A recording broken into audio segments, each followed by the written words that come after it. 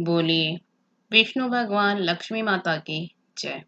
श्री कृष्ण भगवान राधिका मैया की जय। आज मैं अनंत चतुर्दशी व्रत की कथा सुनाती हूँ। अगर आपको अच्छे लगे तो लाइक शेयर सब्सक्राइब जरूर कीजिएगा।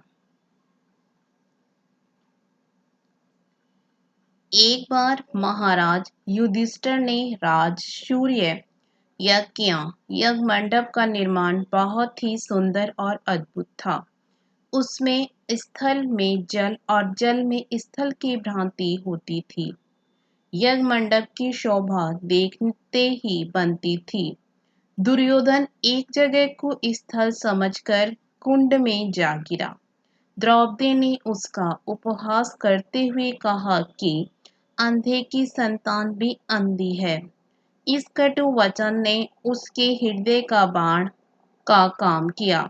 कुछ दिनों के बाद इसका बदला लेने के लिए पांडवों को हस्तिनापुर बुलाकर धृतकीड़ा में बल से पांडवों को परास्त किया और पांडवों को 12 वर्ष का वनवास भोगना पड़ा।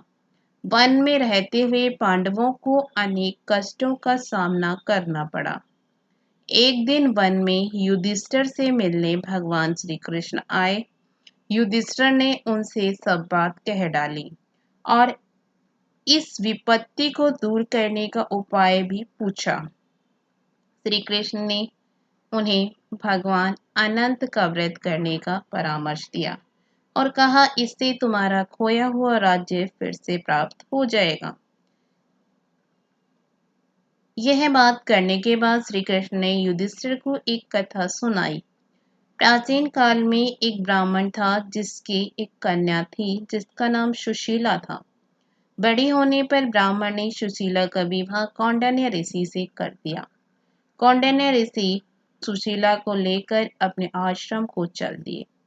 रास्ते में रात हो जाने पर वे नदी के तट पर ही संध्या करने लगे। सुशीला के पूछने पर उन्होंने विधि पूर्वक अनंत व्रत की महत्ता समझा दी।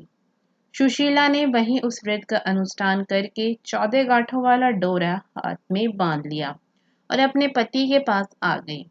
कौंडिन्य ऋषि ने सुशीला के हाथ में बंधे धागे के बारे में पूछा तो उसने सारी बात विस्तार पूर्वक बता दी।